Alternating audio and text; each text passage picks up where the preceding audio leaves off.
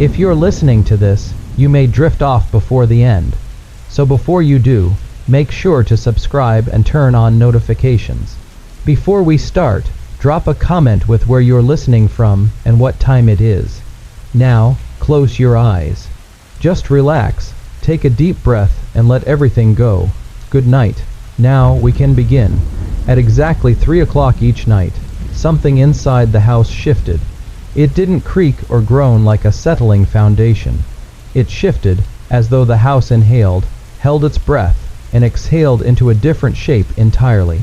The first time it happened, the man in the upstairs bedroom had blamed it on a dream. The hallway had stretched longer than it should have, and the light switch he flicked on had controlled the wrong room. He had laughed half asleep, chalked it up to exhaustion, but on the second night he found the basement. He was certain it hadn't existed before. There had never been a basement door in the kitchen, just a smooth stretch of pale blue wall. But there it was now, an old wooden door with peeling paint, as though it had been there for decades. Behind it, stairs spiraled down into thick blackness. The air that rushed from below carried a scent of wet stone and something older, something that reminded him of mildew, covered books and burned out candles. He didn't go down that night, not yet. The house was always cold. It wasn't the kind of cold that came from poor insulation or winter wind sneaking in through the windows. It was deeper, like the chill of being watched. Some nights he would sit in the living room, watching shadows move across the hallway wall that didn't belong to anything visible. Once he heard footsteps in the attic above him, measured and slow, even though the attic had no access point. No door, no ladder, just empty ceiling. He began marking the changes, not out of curiosity, out of necessity. He drew maps in a spiral notebook, sketches of room placements where the windows once were, how many doors connected each space. But the maps became useless after a few days. Nothing stayed the same. One evening, the bathroom mirror showed a hallway behind him instead of a reflection. Another time, a window looked out onto a landscape of unfamiliar pine trees swaying in wind that didn't reach the house. By the fifth night, the man began locking the doors inside his own home. Not the ones to the outside, but the ones to the pantry, to the closet beneath the stairs, to the narrow hall that led to what used to be the guest room. He thought if he could contain the changes, he could understand them. But in the middle of the night, he woke to the sound of keys turning in locks his keys, and doors swinging open softly, as though the house was letting itself breathe again. When morning came, he discovered something inside the walls, not a figure, not a shape, just the sound of something moving, slowly, deliberately, something that waited for him to fall asleep before it rearranged the rooms, stretched the hallways, and built new stairs that led nowhere at all. Tonight, the rain came harder than usual, sheets of it, cascading down the windows in diagonal streaks, blurring the outside world until it was nothing more than a smear of shadows. The sound was constant, like a hiss that came from inside the walls rather than outside the house. You step into the hallway expecting the usual creak of the third floorboard, the light above to flicker once, then stay steady. But instead, the light doesn't come on at all. And when you reach for the door to the kitchen, your hand touches cold brick. The door is gone. In its place is a wall you don't recognize, rough, unfinished, damp. You tell yourself maybe you turned wrong. Maybe it's just dark, and your mind is playing tricks on you again. But no matter how you turn, the hall stretches differently. What should have led to the living room now twists downward. A staircase you've never seen descends into the basement. You've lived in this house long enough to know it never had one. Not until now. You call out, just once, to hear the sound of your voice. But it doesn't echo. Instead, something replies not with words, but with a soft knock, knock, knock from somewhere below. The rhythm is off, not human, not animal, something in between. You try to remember the layout of the house as it used to be, before the walls shifted, before the windows grew narrower, before the upstairs hallway began to curve slightly to the left for no reason. The changes have been subtle up until now. A misplaced light switch, a hallway that takes 2 more steps than it should. But tonight, the house is bolder. It wants to show you something. It wants you to go down those stairs.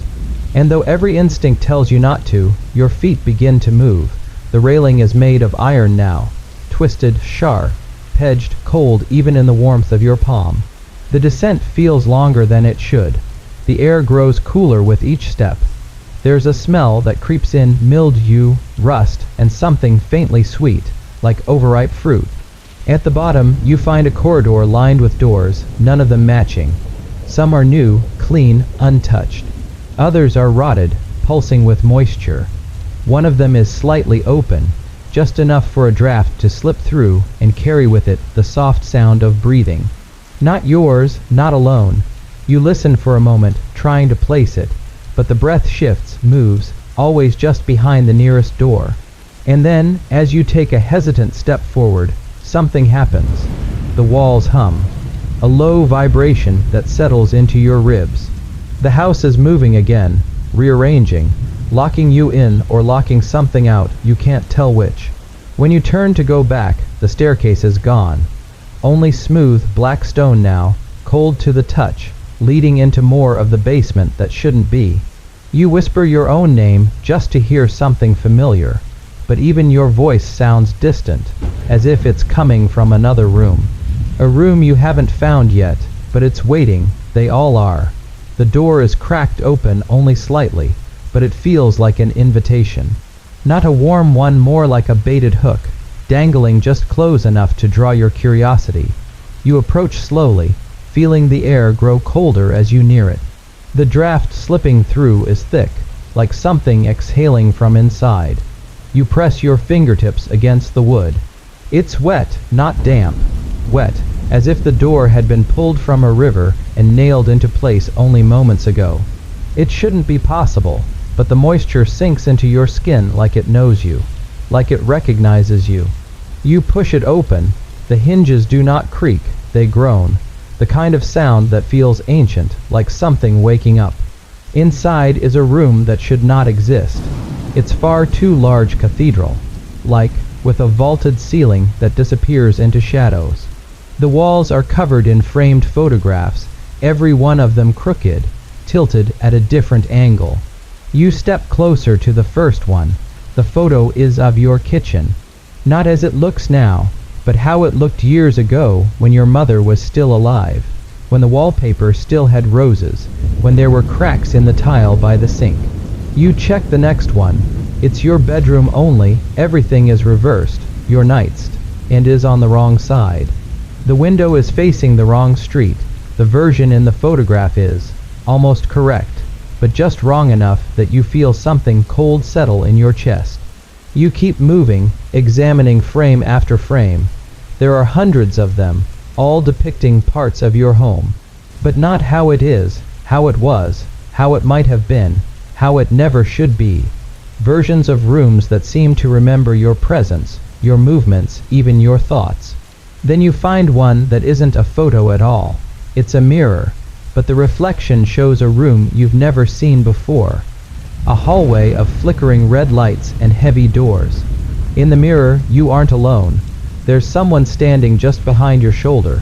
You spin around, breath catching in your throat. No one's there, but the moment you look back, the figure in the mirror is closer. No face, just a silhouette, blacker than the shadows around it, hands twitching at its sides. Your name is written on the wall behind it, scrawled in tall, shaking letters that shimmer slightly, like they're wet or breathing. You take a step back, and all the picture frames shift with you, as if tracking your motion. Somewhere above, you hear the unmistakable thud of footsteps. But they aren't upstairs. They're on the ceiling, directly overhead, walking slowly, deliberately, following you. You try to leave the room, but the door is gone now. The one you entered through has been replaced by smooth, uninterrupted stone. You're sealed in. The only light comes from the mirror, which is still showing the hallway you haven't seen. Yet, in the reflection, the figure starts to walk away slowly, disappearing down the hallway, and a moment later, A new door appears in the wall beside the mirror. You don't open it, you don't need to, because from the other side someone knocks, once, twice, then nothing. The knock still echoes in your ears as the silence stretches out like an elastic band, waiting to snap. The door beside the mirror doesn't open on its own this time. It waits, patient, as if daring you to make the next move. You don't want to touch it, but you do. You reach out and wrap your fingers around the cold, brass handle. It's colder than it should be, like it's been sitting in snow. When you turn it, it gives without resistance. The door swings inward, revealing the hallway exactly as it appeared in the mirror. Long, narrow, bathed in the throb of flickering red lights. The floor is industrial tile, scuffed and damp beneath your feet. The air smells metallic, like blood that's been scrubbed away but never really gone. As you take your first step in, the door behind you closes, sealing without a sound.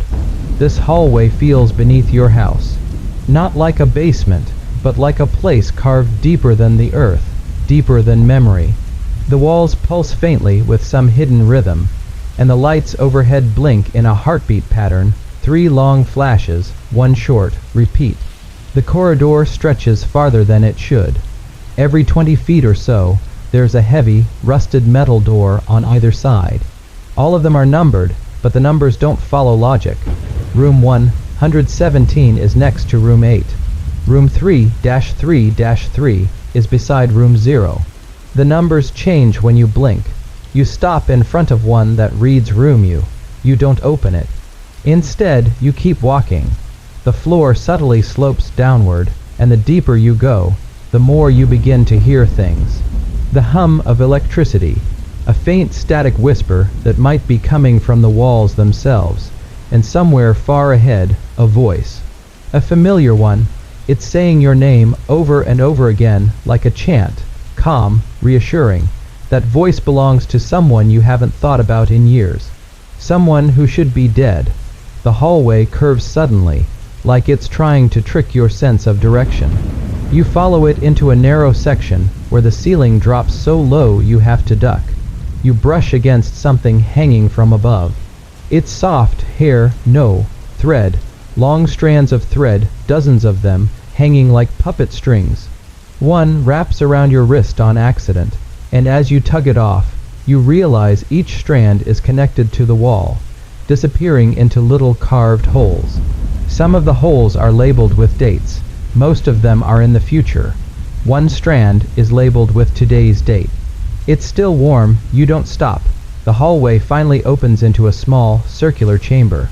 There's only one thing in the center, a chair. A perfectly ordinary wooden chair, facing a wall covered in mirrors. But the mirrors don't show your reflection. Each one shows a version of you, sitting in a different room of the house. Different outfits, different expressions, different eyes. One of the reflections looks up and smiles at you. You're certain you've never smiled like that in your life. Then that version of you mouths something, very slowly. This is the part you forget. The lights shut off all at once. Pitch black, but you can still hear your own breathing. And then, beneath it, something else breathing with you. You don't remember falling. One moment, the chamber was pitch black, silent but for your breath and the echo of another. Then the floor was gone, or maybe it moved, or maybe you did. Either way, you're no longer in that mirror room. You're waking up on cold tiles again, your fingers splayed across what feels like a hospital floor. White, but with that grayish hue that never seems clean, no matter how much it's scrubbed. There's a faint beeping nearby, a heart monitor, but it's not steady. It's mimicking a pattern. 3 slow beeps. 1 fast, 3 slow, 1 fast. You sit up, your head swimming with a pressure that wasn't there before. Something has been stitched into the back of your neck. You can feel the tug of it when you turn your head too quickly. The room is wrong. It wants to look like a hospital, but it's missing the details. There's no equipment except the monitor. No window, no exit door, only a long curtain rail, like the ones used to divide patient beds, and behind it, you hear the voice again. soft, careful, measured like it's rehearsing every syllable. It's saying your name in the way someone says it when they're testing the feel of it, like it used to belong to them. You pull the curtain back. There's no one there, only a chair, and a tape recorder sitting in the center of it. It's already playing. The tape winds slowly, crackling with a low hum before the voice speaks again. Do you remember the green room? The voice says you don't. The tape continues. You told me to keep calling you. You said the sound of your name would keep you anchored. You said if I stopped, you'd forget what shape you were. A click. The tape rewinds and starts over on its own. You walk around the chair and find another curtain. This one is thicker. Black velvet. You hesitate, then pull it open, expecting maybe another room, another hallway, or another version of you waiting to whisper something impossible.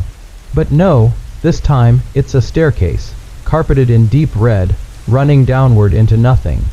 The stairwell bends in such a way that you can't see more than 3 steps ahead at any time.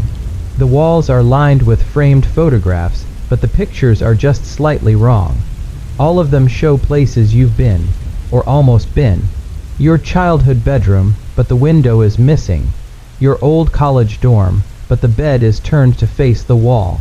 A street you've walked down 100 times, only now there's no sky in the photo. Just black above the buildings, like someone erased the heavens. You keep walking. Eventually, the staircase stops at a heavy door with a number carved into it. The number isn't familiar, but your chest tightens when you see it. Something about the curve of the digits. You feel like you've drawn this number before, not written it, drawn it, compulsively, in the corners of notebooks, or in the fog on mirrors. The door opens before you touch it. Inside is a room that looks exactly like your bedroom. Everything is perfect. Your blankets, your lamp, even the creak in the floorboard when you step in. For a second, you're tempted to think maybe you've woken up. But on your bed, someone is already lying down. Someone who looks like you but older, paler, with eyes that haven't closed in days. They speak without moving their lips. You hear the words in your head. Keep listening. They say, you're not in the house, you're becoming it. And then they vanish. Just gone, the bed unmade, the pillow still warm.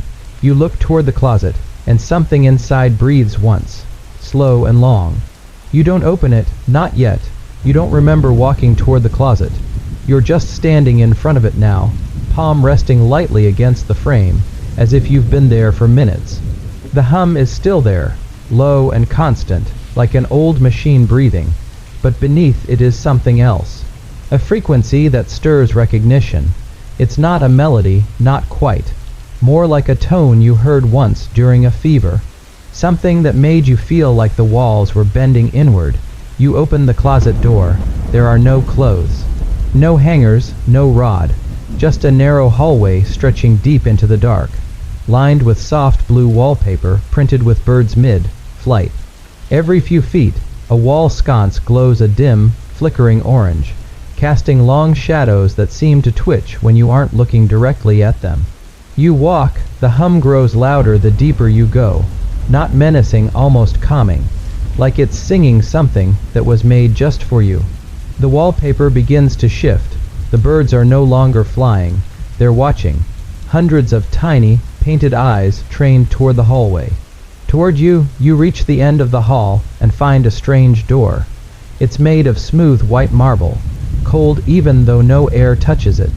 There's no handle, just a single indentation where your hand fits exactly. When you press your palm into it, the door hums.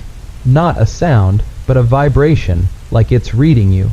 Then it opens. The room beyond is empty, except for a single object resting on a pedestal, a music box. You recognize it. You don't know from where, but your stomach sinks with familiarity. Its lid is shaped like a house. Your house, but not how it is now, how it was, before all of this started, before the nights became elastic and the rooms began to move on their own.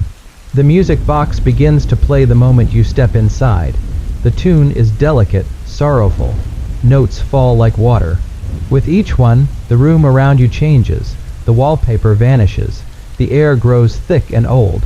Dust coats the floor in swirls like someone's been dancing here. You close your eyes, and suddenly you're standing in a memory you forgot you ever had. A hallway, summer air. You're younger, barefoot, walking toward a room that's glowing golden. You hear laughter, your name. But no one is there, just the sound. You open the door. Inside is a child curled up on the floor, hiding beneath a desk. It's you, but not just younger. This version of you is terrified. The music box is playing in this memory too. But it's warped, slowed down, the notes sag like they're melting. The child you turns and looks up at you, eyes full of recognition. Don't stop walking. The younger you says, if you stop it finds you faster. You blink, and the vision's gone. You're back in the music box room. The tune has ended. Behind you, the marble door is gone. Only a narrow staircase remains, leading upward. It smells like old pages and rain. Before you climb, you turn back to the pedestal. The music box is closed now. But carved into its side is a new phrase, one you're sure wasn't there before. This house was made from you. The staircase creaks beneath your weight, not from age, but reluctance. Each step feels like it was waiting for you, and you alone. When you reach the top, the door opens on its own. No handle, just a whispering slide of old wood against older stone. You enter the library. It's massive, far larger than the space your house could contain. Towering shelves stretch up and disappear into a ceiling you can't see. The air smells like ink, dust, and something else, regret, maybe. You walk down the central aisle, boots muffled by a thick green carpet. The shelves aren't marked by genre or title. Instead, each book has a name embossed in gold. Your name, every single spine, your name, over and over. You pull one out. It's heavy, warm to the touch, like it was just read by someone else. You open to a random page. The words are familiar, but not quite right. In this version, you chose the other road, the safer job, the quiet apartment, the silence that came with both. You flip forward. And here, on a night much like this one, you ignore the sound behind the walls. You never get up. You never find the first staircase. You live, but you never wake up. The book snaps shut on its own. You slide it back into place and move deeper into the maze. The further you go, the stranger the books become. Some have covers stitched from cloth. Others are wrapped in skin, not human, you hope. You reach one with no spine at all. Just loose pages bound with hair. You open it. The pages are blank, but words begin to appear as you read. This version began just moments ago. You turn the page. In this one, you found the library. You open this book, and now, something behind you knows you're here. You freeze. The shelves behind you groan, not from weight but movement. You turn, slow and careful. One of the aisles is darker than the others now. The books along its spine are shaking, ever so slightly, as though something is brushing past them. You back away. The book in your hand grows hot. It burns, you drop it, and the pages burst open, spilling out not paper, but feathers.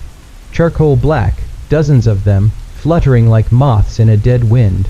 A voice calls out, not from the library, but within you. A memory, perhaps, a warning you never got to hear the first time. Not all versions are meant to be seen. You run.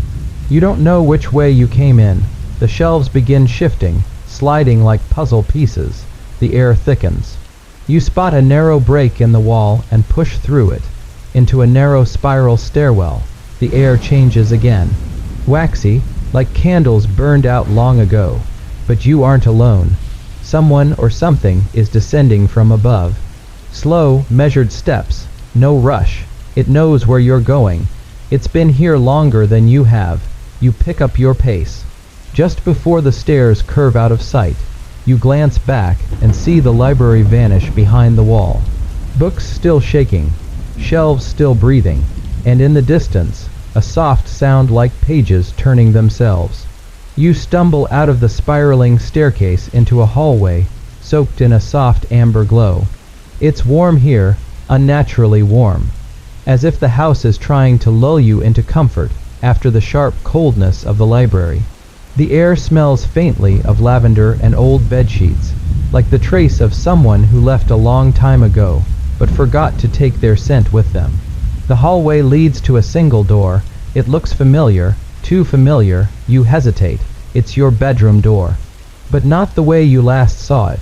The paint isn't chipped, the handle isn't loose, and the scratch marks near the bottom, made by a dog you don't remember owning, are gone.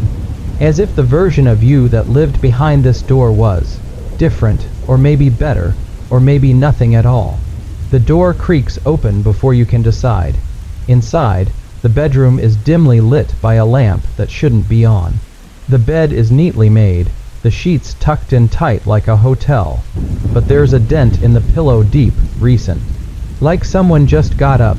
You approach the bed, drawn by a strange pull.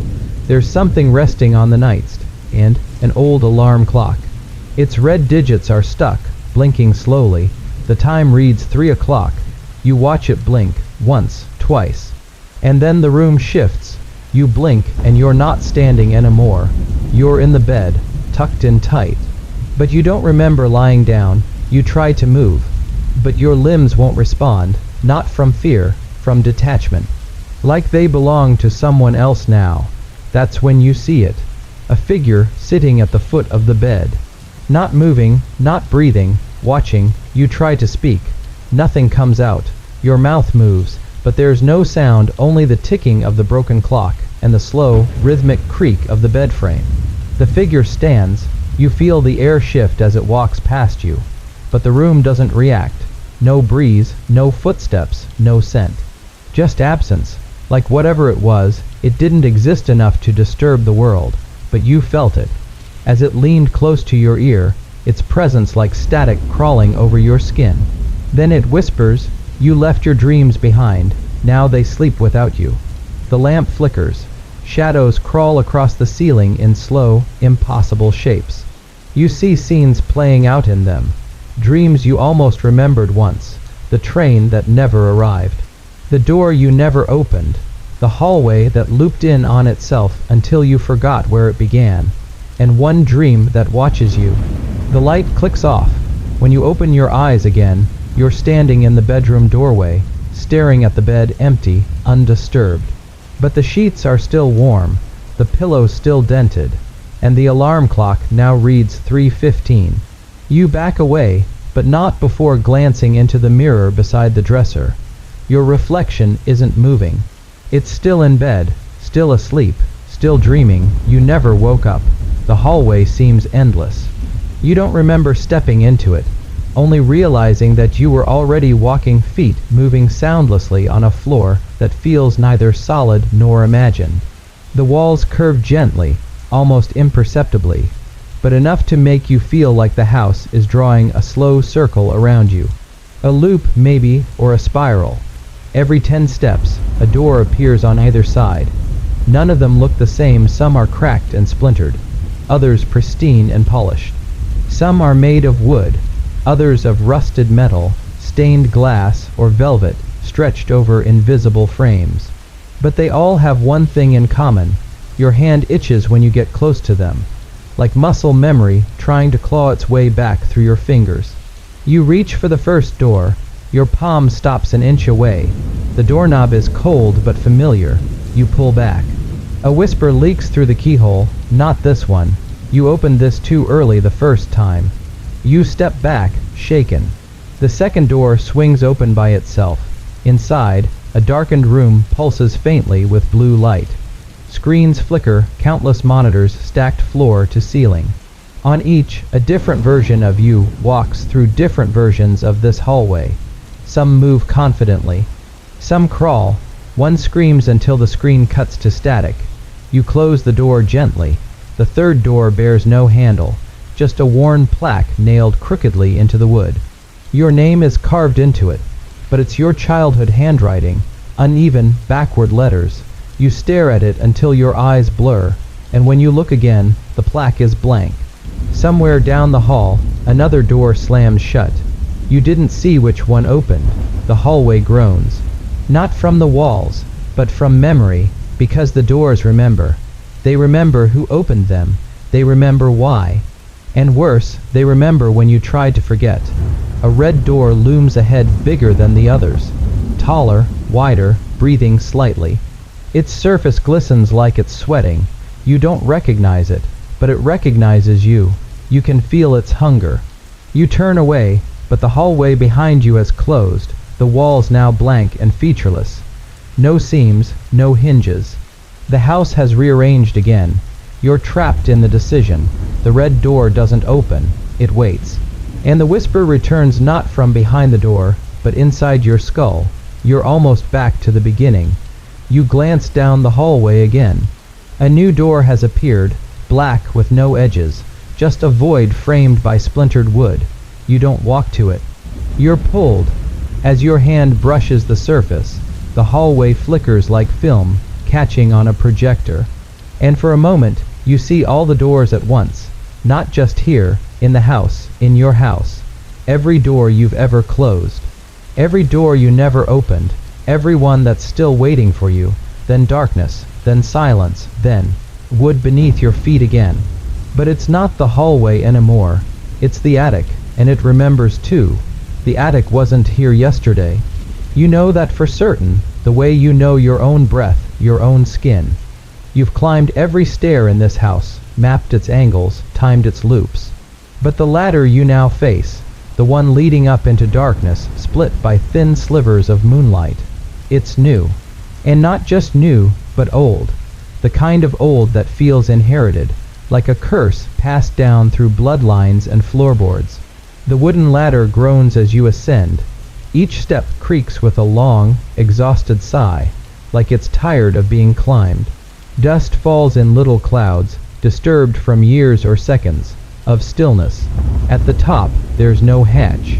Just space, a wide, open attic, bathed in the dim glow of moonlight that seems to come from nowhere and everywhere at once. You crawl through the opening, and the ladder vanishes behind you. The air here is different. It smells like mothballs and melted crayons, cinnamon and damp cardboard. But under that, a strange sweetness, like decaying memories wrapped in cellophane, forgotten birthdays, letters never mailed, secrets whispered and buried under insulation. The walls here are lined not with beams or bricks, but with stacked boxes. Hundreds of them, each one labeled in a spidery, childlike scrawl. My first lie, what I should have said that night, the thing I swallowed and never spoke of, memories someone else had. You open one without thinking. Inside is a crumpled photograph. It shows you standing beside someone you don't recognize, both smiling, holding hands. But the longer you stare, the more the photograph warps. The faces shift. Yours blinks. The other figure slowly fades out until it's just your hand, grasping empty air. You close the box. It sighs, the kind of sound a memory makes when it's been disturbed. From the far side of the attic, the insulation begins to move. Not like rats or raccoons. This movement is deliberate, rhythmic, as if something is pushing from the inside, pressing outward, trying to speak. And then it does, not with a voice, but a feeling in your chest. We never asked to be forgotten. The insulation bulges. A tear opens. Something long and pale slithers out a hand, or maybe just the memory of one. It drags itself toward you, trailing bits of fibrous memory. You back away, but the boxes begin to open on their own. One by one, they spill out their contents. Old toys, used candles, notes written in your handwriting that begin with, "If I forget, remind me." The whispers come now, all around you. From the boxes, from the walls, from the floor beneath the insulation. Do you remember now? You left us here. We waded through all your dreams. You scream, but it's not a sound. It's a thought, and the attic listens. The whispers stop. The insulation pulls back, revealing a narrow tunnel carved through forgotten insulation and wooden beams. The tunnel pulses faintly with red light, beating like a heart. You crawl toward it, because there's no ladder anymore. No door, just forward. As you enter the tunnel, the attic exhales one final time. Don't forget us again. You emerge from the attic's whispering void and find yourself lying flat, chest pressed to the earth. The air here is colder, damp, and for a while you simply breathe. You can't remember crawling down. You can't remember choosing anything at all.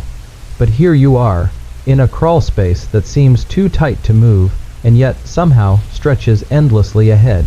The ceiling is made of old floorboards, and through the cracks above, you see glimpses of the house not as it is now, but as it was. Different wallpaper, furniture you've never owned, children's laughter drifting down, though you've never raised a child. The scenes shift with every blink, like time is rewinding in fits and starts. Something scuttles past your foot. You don't look. You crawl forward, elbows and knees sinking into dirt that's too soft, like it remembers being touched. Behind you, the path collapses, swallowed by shadows that breathe in slow, wet intervals. The walls here aren't wood or brick. They are memory. Etched into the dirt are carvings, like a timeline written in panic. Names, dates, phrases scratched over and over again in trembling hands. Some are in your handwriting, some are not. You pass one message repeated dozens of times. Beneath is before, beneath is before, beneath is before. You whisper it once without thinking, and the air seems to notice. Up ahead, a faint red glow pulses, slow and wet, like breath held too long. You reach it and realize the space opens into a small chamber. The walls drip with condensation and phrases that shift when you don't look directly at them. In the center is an object wrapped in cloth, like a body in burlap. Your hand moves without your consent, pulling back the fabric. It's a mirror, but the reflection shows a version of you with hollow eyes and a stitched mouth.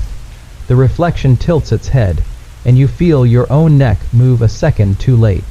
It raises a hand, so do you, but you didn't tell it to. The mirror version of you starts speaking, the stitches stretching. But no sound comes out. Instead, you feel words blooming in your chest like cold flowers. You remember differently than I do.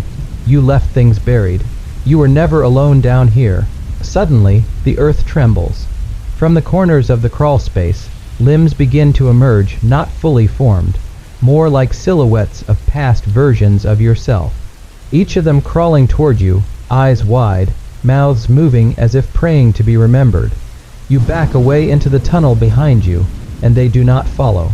They only watch, collapsing into soil, one by one like time releasing them. As you crawl back into the narrowing passage, your elbow brushes a small wooden box half, buried in the wall. You dig it out and open it with trembling hands. Inside is a note written in your handwriting. You forgot the basement. It never forgot you. You wake up, or think you do. But you're standing at the top of a staircase that descends into a darkness that smells like damp concrete and old regrets. And the stairs are counting themselves as you descend. 13, 12, 11, the stairs groan under your feet, not from weight, but recognition. Each step down feels like it already knows who you are. Your habits, your doubts, your little betrayals.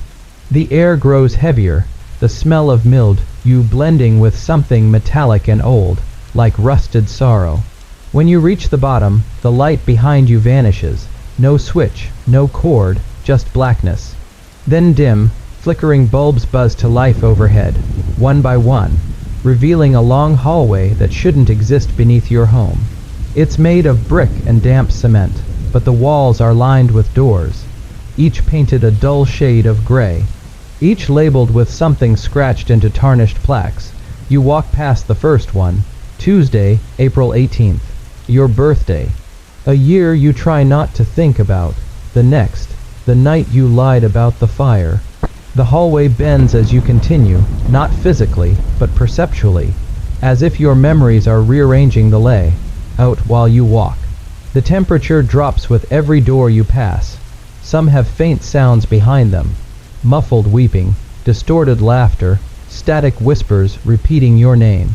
You stop at one door labeled simply, the moment you stopped asking questions. You don't remember when that was. But the doorknob is warm, you turn it. The room beyond is not a room. It's a projection, playing across the walls like peeling film.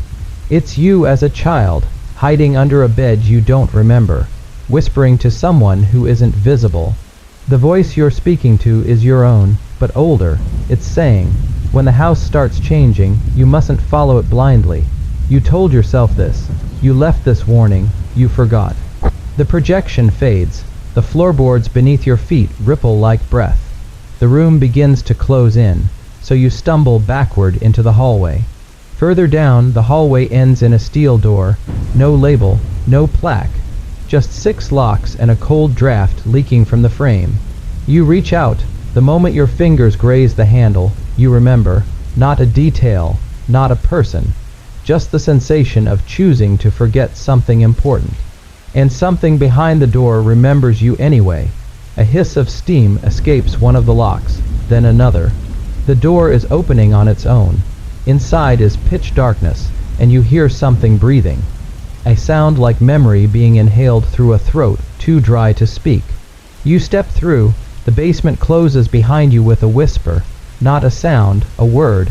Welcome back. And suddenly, you're not sure if this is your basement or someone else's memory of you. You don't remember falling asleep in the basement, but you wake up on carpet. Thin, old, hotel-like carpet that smells of forgotten luggage and lukewarm air. The lighting is tinted yellow, sickly and stale, and stretches down a hallway that seems both infinite and crushingly narrow. Behind you, the steel door is gone. You rise slowly. The walls here breathe barely visible, but rhythmic, as if the building is alive and exhaling its stale memories.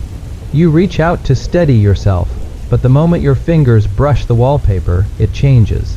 The faded floral print warps, shimmers, and becomes a mural, a snapshot of you walking these same halls. You pull your hand away, and the image vanishes. You try to move forward. After a dozen steps, the hallway splits into 2 identical paths, both gently curving to the left. You hesitate, then take the right one. The moment you do, the lights flicker and buzz louder, and a sound echoes behind you, like the patter of bare feet on wet carpet. You quicken your pace. The hallway turns again, then again, folding into itself. You pass a mirror on one wall. No reflection. Just static, like a paused VHS tape from a life you didn't live. You try to go back, but the hallway isn't the same. Where once there were left turns, now there are stairs. Where once there was silence, now a humming vibration builds behind the walls, like thousands of voices trying to remember a single word. The carpet softens beneath your feet, too soft, like it's no longer carpet, but moss or flesh. The lights above you pulse in rhythm with your heart. You find a door at last, thin, wooden, cracked. You open it and step through only to find yourself in the same hallway again. Except now, every few feet, there's a framed photograph nailed into the wall. Each one shows your home. Not as it is now, but as it was. The couch your parents threw out when you were 10. The green hallway you forgot used to exist. The old dining room with the cracked window you swore had always been sealed. Each photo is from inside your memories, and some of them show things you never saw. People staring at the camera from the shadows. A tall figure at the edge of your bed. A version of you sleeping in a room you've never visited. You turn and start running. The hallway stretches longer with each step. Doors appear, but none will open. The wallpaper begins peeling in long strips, revealing something beneath: bricks, wood, writing in your own handwriting, again and again. Do not trust the door at the end. Finally, you reach the end. There is, of course, a door. It's slightly ajar, as if it's been expecting you. You know you shouldn't open it. You know this isn't the way out, but the hallway is shrinking behind you. Pressing inward, forcing your choice, you step through, and this time it's not a hallway, it's a stairwell. But it's going up. The stairwell is too narrow for comfort. The walls lean inward like they've been slowly collapsing for years, and the steps creak in a way that suggests they're not made of wood, but bone pretending to be. You ascend anyway, one hand dragging along the warped railing, the other brushing the wall that now feels like sanded stone. Each step you take feels like it rewrites what's beneath you. You don't hear your footfalls echo, you hear breathing. Not yours, not from above, from below. You reach the landing. It's a small platform with a single door. Oak, with an eye-shaped knot in the wood, right where a peephole should be. You're not sure if it's real wood or if the eye is meant to be a warning. It blinks once. You open the door and step into a bedroom, not your bedroom, but it remembers yours. There's a bed in the center, but it's positioned wrong, facing the corner, angled as though the person who sleeps in it needs to see something in the dark. The ceiling fan spins too slowly, blades creaking, even though there's no breeze. The window is covered in curtains you recognize. Your childhood ones, but they're too small for the window, letting in a sliver of light from a street lamp that shouldn't exist. You walk farther in. On the dresser is a photo of you. You're asleep in the photo. You don't remember anyone taking it. You never owned this frame. You never wore that shirt. You look at the bed. The sheets are folded down. Inviting, you don't want to lie down, but you do. And immediately, your body sinks deeper than the mattress. It feels like something beneath the bed recognizes you, holds you. The ceiling changes. What was once smooth plaster becomes a night sky of blinking eyes. All watching you. The door creaks. You try to sit up, but you can't. Your limbs won't respond. Someone enters the room. You can't see their face, only the silhouette. They walk to the side of the bed and stare down at you. They tilt their head, like they're trying to remember your name. Then they raise a hand and touch your forehead with one finger. The room fades, and you wake up in your bed, but the ceiling still has the eyes. You sit up. Your phone buzzes. One missed call. No number, just a name, the house. It's 3 o'clock, exactly 3 o'clock. You get up to leave the room, and find that the hallway outside has shifted again.